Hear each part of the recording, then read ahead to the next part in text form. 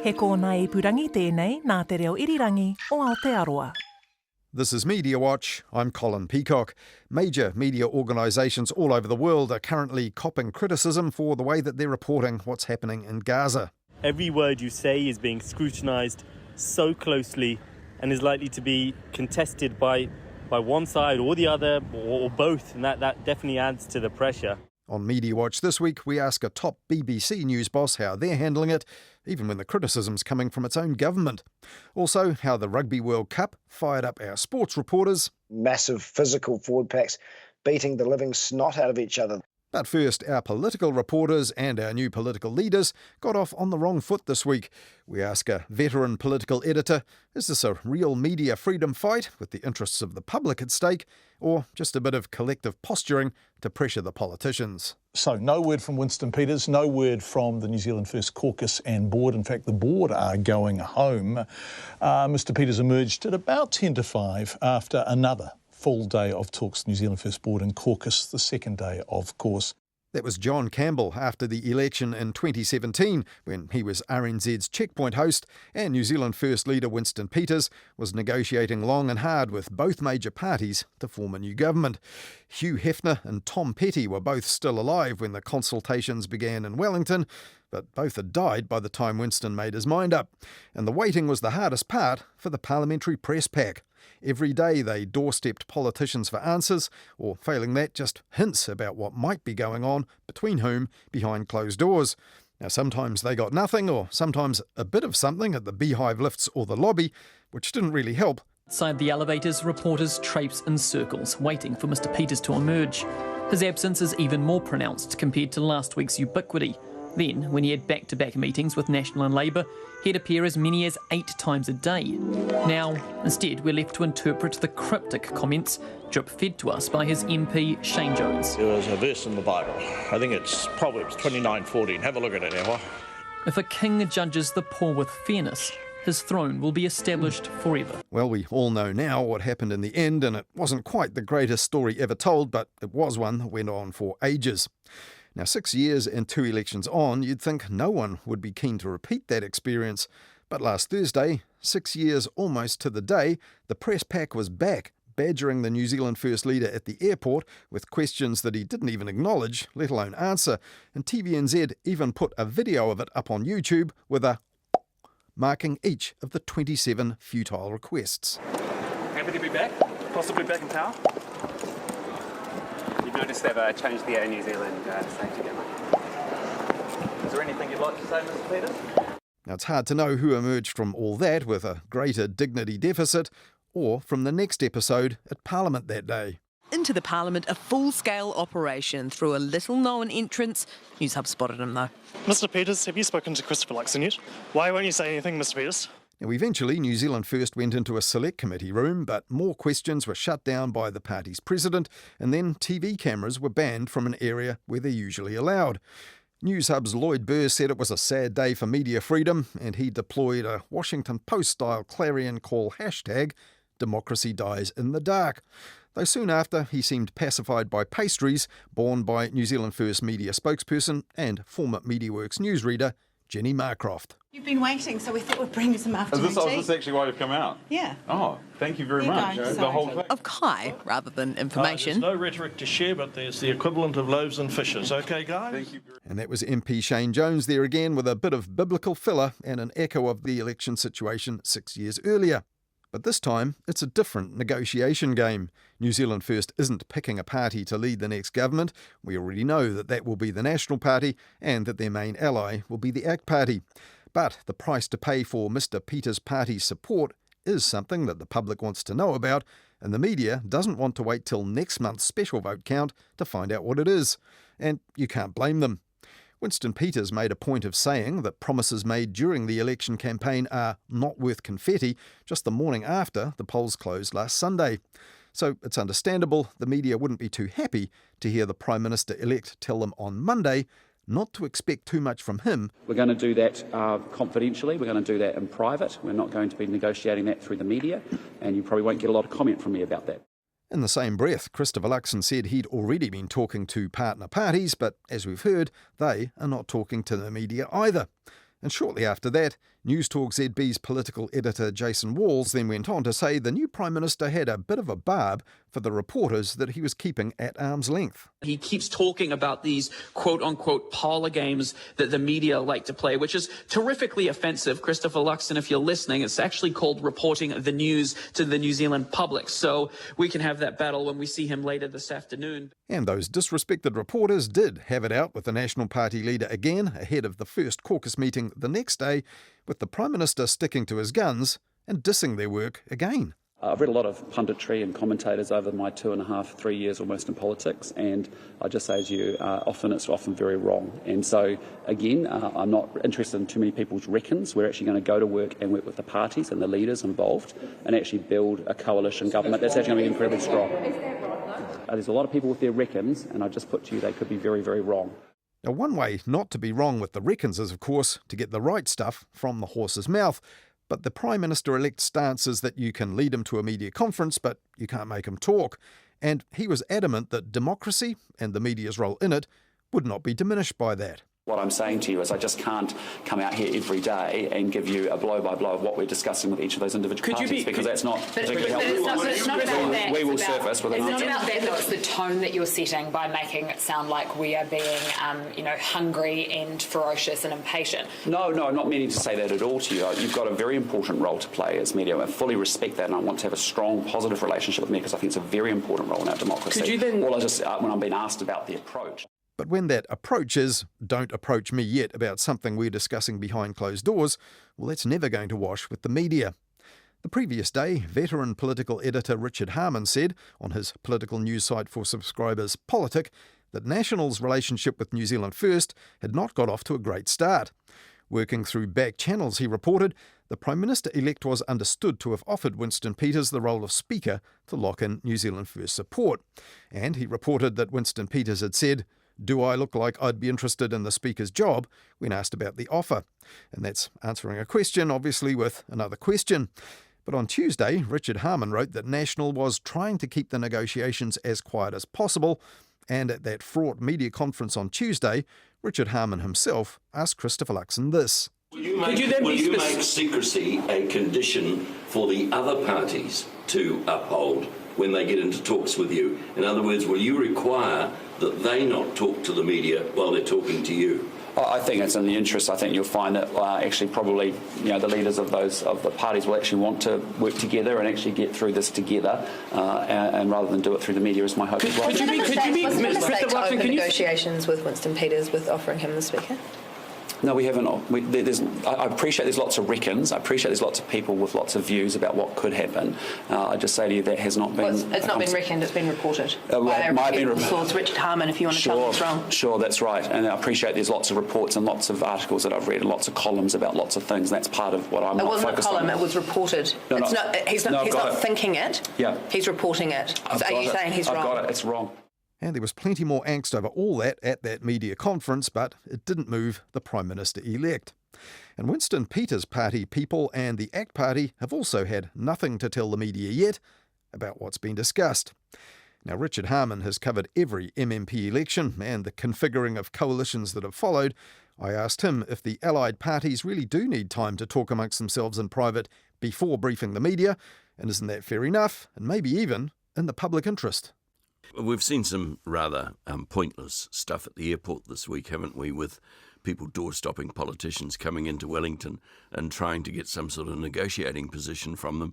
Well, they're highly unlikely to tell you if they've got one, and they're even more unlikely to tell you while they're at Wellington Airport. But, yeah, look, as the negotiations unfold, I guess people are going to be looking for nuance and the slightest. I mean, does Winston have a smile on his face today or whatever, that kind of stuff. But really, what you've got to do in a situation like this is try and get behind those closed doors, metaphorically, and try and work your contacts and try and find out what's really going on. To a lot of people watching the news, hearing Chris Luxon telling a bunch of journalists gathered around him in the corridors that, look, it won't be helpful for me to turn up day by day and give you a blow-by-blow account, and I want to do this privately. That will seem reasonable to a lot of people. I mean, isn't it? Partly it is. I don't think we've ever had a situation where a leader has come out and held a press conference and said, this is what we discussed today, and these were the positions. So I thought it was a bit overly optimistic on the part of some reporters there. But having said that, Luxon himself may not want to talk, but the other two negotiating parties may well want to talk.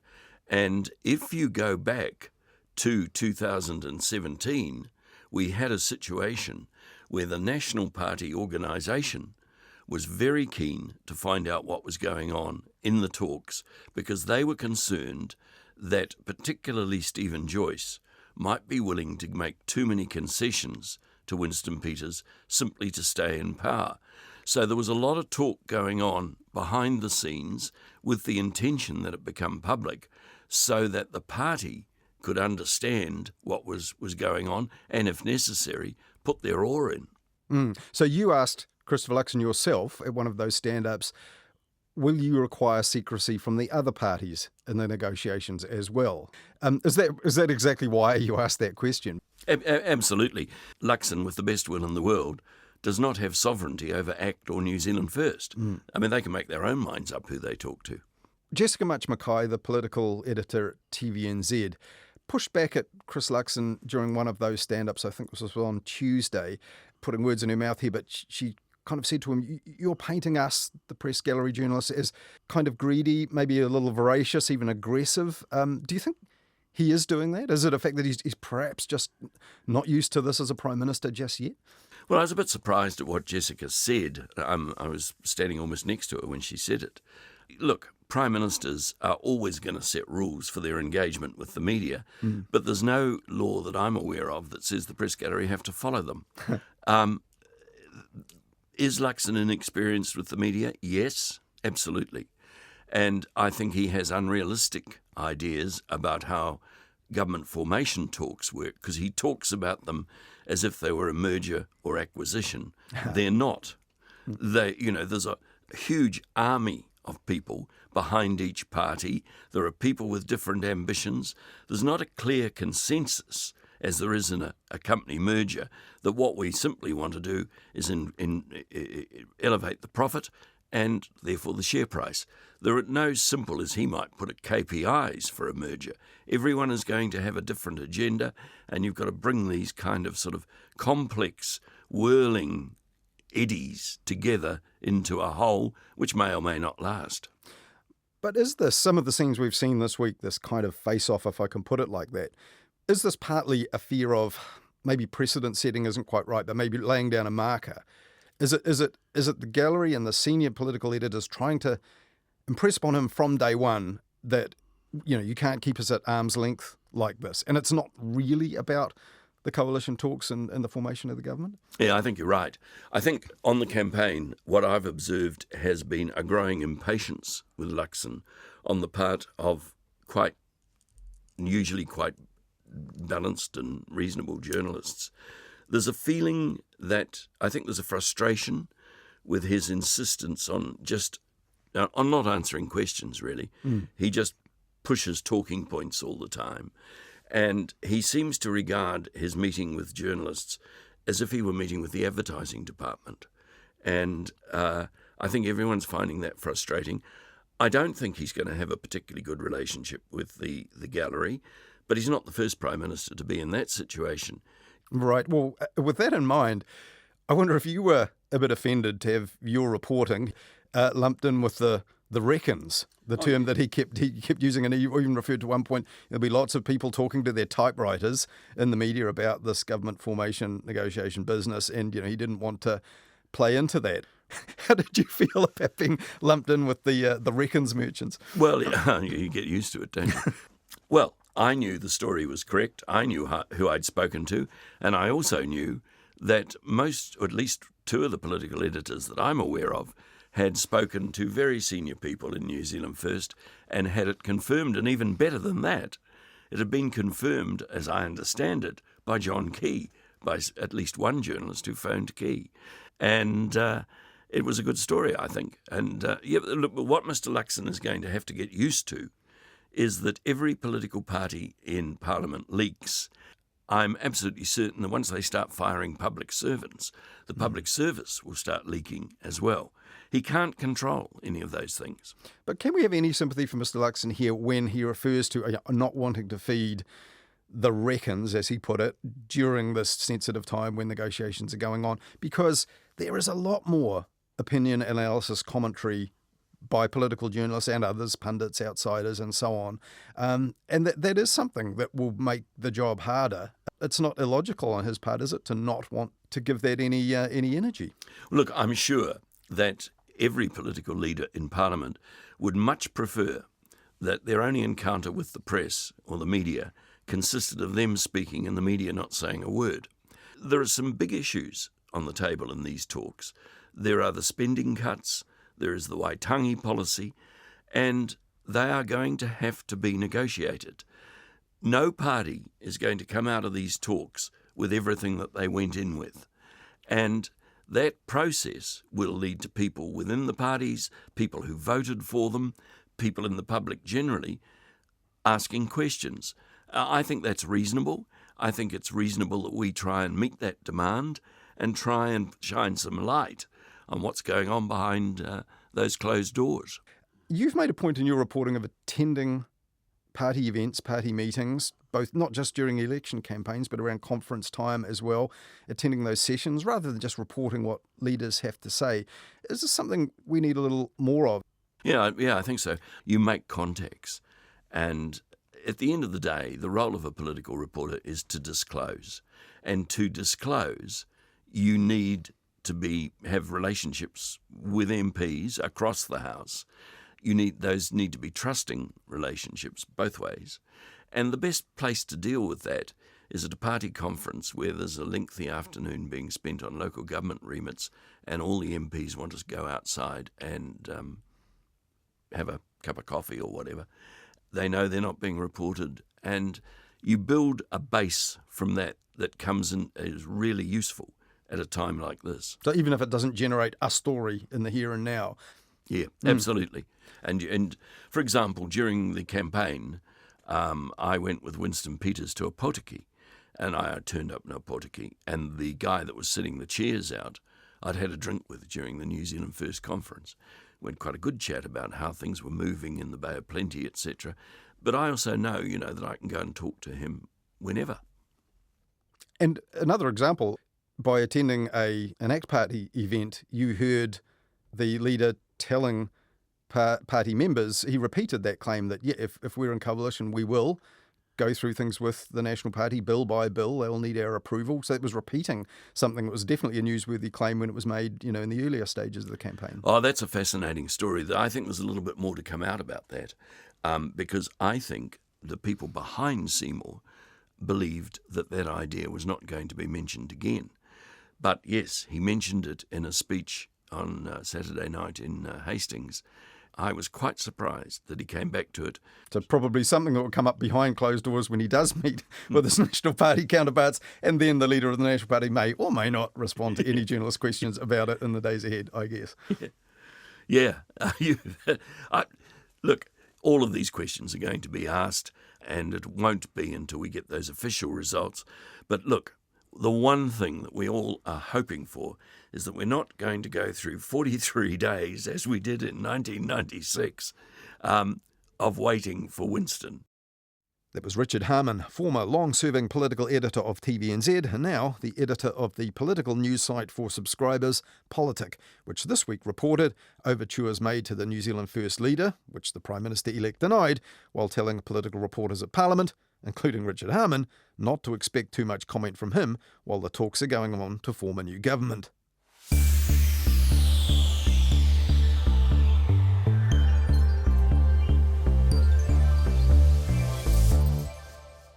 Parts of the hospital are on fire. I don't know whether that's the emergency department. Certainly the operating suite, the part of the roof has fallen. There's broken glass everywhere. There are lots of people who are taking refuge in the hospital. There are people moving in the corridors. Okay, I need to go. That was Dr. Hassan Abu Sita, a surgeon at Gaza's Al Ali Baptist Hospital, who had been helping to treat people wounded for Médecins Sans Frontières when the hospital was devastated by a massive blast that killed hundreds of people, though no one knows exactly how many people died yet or precisely what caused it. RNZ's News at 8 last Tuesday reported it all like this. Palestinian health officials in Gaza say hundreds of people have been killed in an explosion at a hospital in Gaza. They're blaming an Israeli strike on the hospital. But the Israel Defense Forces said an initial investigation shows the explosion was caused by a failed Hamas rocket launch. Now, this was easily the single deadliest incident of this conflict so far, and it's likely to be the deadliest one in all of the 5 times Israel and Hamas have fought over Gaza. But as you heard there, Hamas and the Israeli Defense Force blamed each other for it, and the absence of hard evidence put the media reporting it all in a difficult position, as the BBC's Middle East editor Sebastian Usher told RNZ on Thursday night. We have been trying to find out what happened at the Gaza hospital. It's still absolutely unclear. There are varying bits of information that are coming out. For now, I don't think anybody can quite say. Some analysts say that it's most likely to have been Israel. Others say it seems like it might be a misfired rocket. Maybe Israel's correct. So we can't say for now. But I don't think, in a sense, in terms of the mood in the Arab world and the Middle East, that really matters. I think that the people out on the streets are showing huge anger, and they will reject any investigation, any Israeli claim to say that Israel was not responsible. But reporting those claims and counterclaims, in the absence of any facts in support of or to the contrary, creates confusion among the audience, and it's also raised the anger of those objecting to reporters' choice of words. CNN's Clarissa Ward, for example, was criticised heavily on social media for mentioning the Israeli Defence Force claims and then expressing doubt about them at the same time. Not clear where this goes from here. You mentioned IDF said that they are looking into the incident, that it could potentially have been a Hamas misfire, if you like, of a rocket. We've had a look at a couple of videos that we're not ready to share online yet, but certainly it looked like an enormous blast. Hard to see how that would have been a misfired rocket, but certainly we are waiting to get more clarity. And getting the clarity that CNN's Clarissa Ward spoke of there was not easy. Among those who, alongside expert investigators, tried to sift the available evidence and cut through the information war was Alex Thompson, correspondent for the UK broadcaster Channel 4. Equally, Israel claims the Islamic Jihad failed missile was fired from here, a cemetery very close to the hospital. But look again at the video of the event. The trajectory of the missile doesn't line up with that location. Too high. Too horizontal. Confusingly, the Israelis' presentation also says the missile was fired from a location down in the southwest.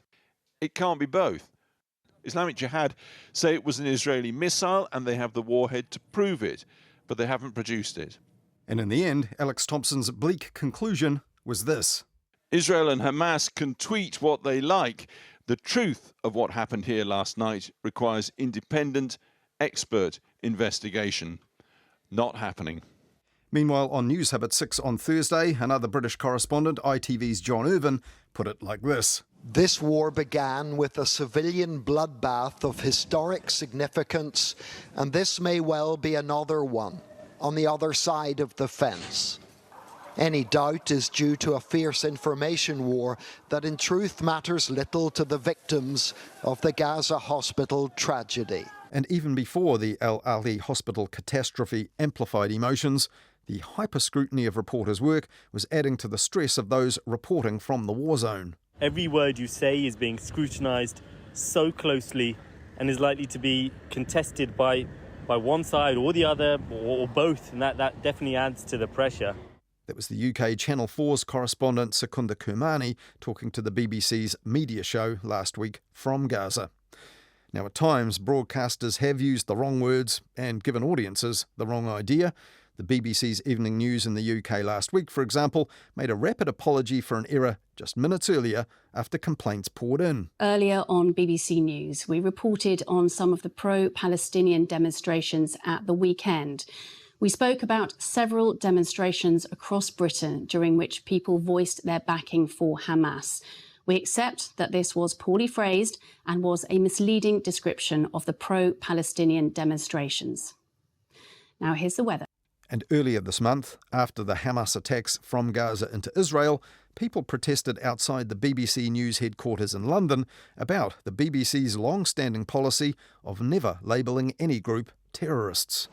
How many Jews, how many dead Israelis does it take before the BBC can find the courage to call terror by its name? Last week, the UK's Defence Secretary criticised the policy on the BBC's own flagship radio news show, Today. Israelis are trying to get hold of the Hamas terrorists, who you don't seem to be particularly interested in, and the BBC seems to refuse to call terrorists, even though the British Parliament has legislated that they are terrorists, which is a question I haven't heard the BBC answer yet. Have you not seen any of the coverage on the BBC of the atrocities, the dead, the injured, the survivors? Yes, I have. So how can you say that we're not interested in those atrocities? This week, the BBC's Deputy Chief Executive of News, Jonathan Munro, who's also the broadcaster's Director of Journalism, was at Sydney's South by Southwest Festival to talk about how the BBC delivers news from and about conflict zones and criticism of its fairness in an increasingly contested environment these days. I spoke to him about that at Sydney Airport just before he headed home. We've already seen journalists lose their lives in this conflict, working for organisations who are also facing the same dilemmas as we are, and our heart goes out to those people. And secondly, of course, we've got an obligation to audiences to really explain what's going on. And that involves lots of people on the ground as witnesses to events, but also the analysis that comes with expert knowledge, because it's a very complicated situation. As unwinding the claim from the fact is a job on all stories, but on stories as complicated and as polarising as this, that becomes a real challenge. So even if broadcasters do what might be termed to be the right thing, reporting responsibly the claims and the counterclaims, that can just leave the audience, at a loss for an understanding. Is that where having specialist editors or the likes of, Jeremy Bowen, who's been doing the job and knows that region for a long time, is that the main way the BBC can try and address that particular problem? Expertise, which goes with longevity of covering the story and having deep contacts in the region, speaking to people over many, many years, is just invaluable. You simply can't replicate that. People like Jeremy and our chief international correspondent, Lise Doucette, and correspondents who are based in that region. We also need to talk to interview, to challenge decision makers on the ground, and to reflect the humanity of what's going on, because the main story here is about the catastrophic loss of life and the appalling conditions that people are living in, that the hostages are being held in, and so on, and the humanity of that ultimately aids understanding and audiences, and the credibility of knowledge politically as well as militarily is absolutely essential. It's very difficult to report from within Gaza, and not just at the moment. That's been the case in the past as well. Is that something that needs to be explained to the audience? A lot of reporting they see will come from Israel, where it's practical. Reporting from Gaza itself, as we're seeing particularly at the moment, really, really difficult and dangerous. Luckily, we do have a correspondent in Gaza. He's moved from Gaza City down to Khan Yunis in the south of the Strip. A safer option than staying in Gaza City in the circumstances, but he can't report 24 hours a day. He's looking after his family, he's got his own safety concerns, which are paramount. So we then do have to add to that with reporting from Israel and reporting from London. Some of that is being done by people who know Gaza very well. One of our former Gaza correspondents is currently working out of Jerusalem with a lot of knowledge of how Gaza works, what Gaza's like geographically, and knowledge of the people as well. Where we can't report from any location that's newsworthy in the world, we have to be transparent about that and tell the audience. And then the audience knows that wherever it's coming from, it needs to uphold editorial integrity. Well, as you pointed out, difficult to gather material in Gaza. So sometimes a lot of what people will be seeing is footage, amateur footage, cell phone footage, social media content that's very difficult to verify. But the BBC, not that long ago, launched a new service called BBC Verify dedicated to checking out this kind of material, maybe vetting it before it's used. And here in New Zealand, for example, we're seeing some material stamped with BBC Verify in the corner. What was the thinking behind this, and how exactly does it operate? I think there's two strands to this. The first, as you say, is that there's a huge amount of video out there on social media. We can all find it at the touch of a button on our phones. The brand of BBC Verify. That's a signpost to the audience that the material that they're looking at, not just from Gaza, but it can apply in all kinds of different stories around the world, has been checked by us using methods like geolocation, looking at the metadata on video, looking at landmarks that we can identify, which may give a clue even if they're quite far in the background of the video. We may not always be the first people to broadcast a bit of social media video because being accurate is more important than being first or fast. Of course, we all like to break stories quickly, but we'd rather take our time and do that verification process. And that means that the trust that the audience can have in the BBC's content should be retained, despite the fact that it's an extremely complicated story to cover. And it can be complicated, I guess, knowing how to use that material. For example, BBC Verify had a number of individuals, gunmen that had taken part in those surprise attacks. One of them was identified as almost certainly being a policeman from Gaza in his portrait run. Do you sometimes have to be a little wary of that information, or is it a case of, look, it's out there, it's been broadcast, if you like, on social media, and the more detail we can give people, the better? I think it's a bit case by case, to be honest. The overall mantra will be that something shouldn't go out on the BBC without us knowing that it's true. There are occasions we would broadcast something and we would tell the audience we've not been able to independently verify a claim, and then the audience knows what we're dealing with.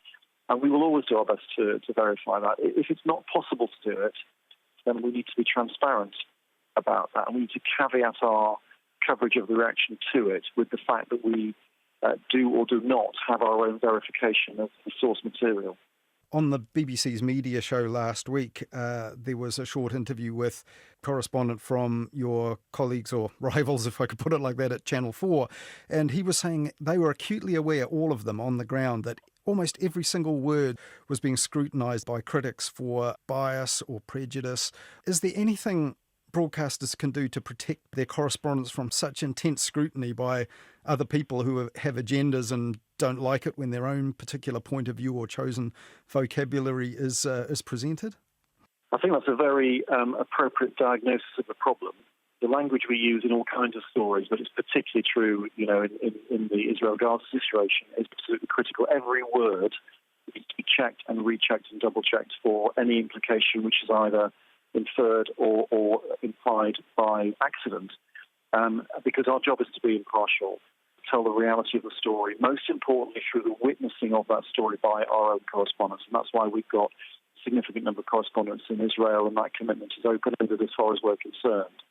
We also have to make sure that where we, in our production process, perhaps back in the newsroom in London, for example, are adding scripts around that, explanations, leaning into that scrutiny on language, that we're using expertise, that we are mobilising our knowledge as an organisation, and that we're making sure that at every stage of that, every sentence, every paragraph is reflective of what we know to be true, that adjectives can be dangerous because they may imply something which is more emotive than we mean it to be. So we have to be quite clean in our language in these circumstances.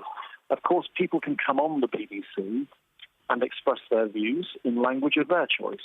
All of those things help to do two things. First of all, to keep our coverage sort of straight and honest, and secondly, to ensure that correspondents on the ground aren't endangered by slips or mistakes that are made in good faith elsewhere in the BBC's output. We're finding it's a worldwide problem, isn't it? Established news agencies suffering a bit of public cynicism, declines in trust. We're hearing like members of the Conservative Party who are in power in the UK openly criticising the BBC. Is that having an impact on the way you do your jobs? I think the criticism of the BBC from politicians is as old as the BBC, pretty much. You need to listen sometimes because they're habitual critics doesn't mean they're wrong, but we've actually got to be pretty resilient about our editorial policy. We've got a well-developed set of editorial guidelines which have stood the test of time over many, many difficult stories, not just wars and atrocities and campaigns like the IRA, for example, or the awful events of ISIS, or the current war in Ukraine. The editorial guidelines are robust, they're public, you can go online and look at them. All of our journalism abides by those guidelines. And if you have a set of guidelines that you believe in as an organisation, and your output complies with them, that's a significant defence to some of the less well-founded attacks that we sometimes find ourselves on the wrong end of. And broadly speaking, worldwide, do you think reliable news organisations that aspire to be objective and impartial and honest, can they win in the longer term against this growing volume of sort of amateur and partisan sources of news and content and comment, which don't value that striving to be objective and so on? And is the sort of traditional BBC news values going to be hard to defend as we go on? You're completely right. The news market is changing. Audience behaviours are changing. Actually, I think that the proliferation of non-impartial news, opinion-led news, is actually an opportunity for the BBC and for other public purpose, public service news organisations around the world, because we believe that people recognise the difference between impartial, objective news and opinion. There's room for opinion. There's nothing wrong with opinion. Opinion is part of free speech. We are very, very keen to play a very significant role in squashing disinformation and misinformation, myth-busting, if you like, because that changes the political discourse based on things that are not true. And part of our job is clearly to ensure that members of our audiences have got the information they need on an impartial basis to form their own judgments about the issues of the day. So getting under the skin of claim and counterclaim, some of which falls under the heading of untrue claim and counterclaim on loads of stories, that's part of our role. And actually in that, there's probably an opportunity there for public service broadcasters around the world to play a bigger role and to use the platforms they've got to, if you like, bring a new level of doubling down on our values to the changing media marketplace. So is it not a worry for you at all that, for example, at the recent Conservative Party conference, you had senior Conservative Party figures, even your former Prime Minister Liz Truss, applauding GB News, one of the opinion-led broadcasters you mentioned there, for disrupting the news business and actually, opposing, as they put it, the BBC. Is that just all noise to you, or do you have to genuinely be concerned that the party in power, seems not to respect the BBC and its values?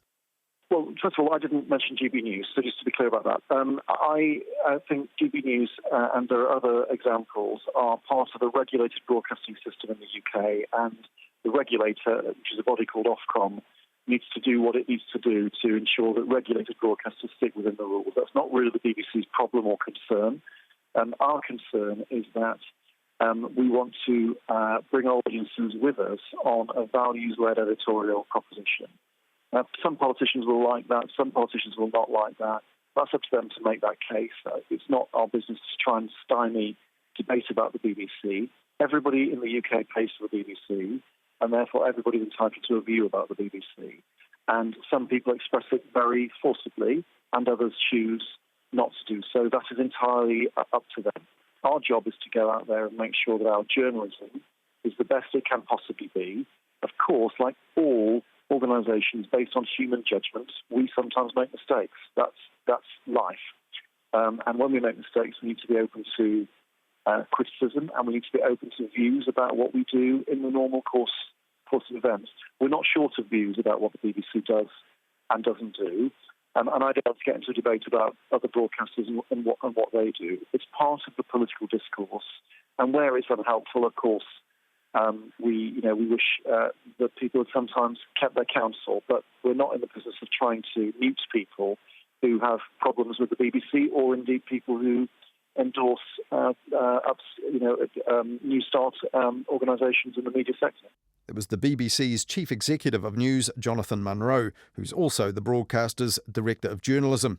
And there he was talking to me from Sydney Airport after he addressed the South by Southwest Festival in Sydney this week about how the BBC delivers news from conflict zones and handles criticism from citizens and politicians and even the UK's own government.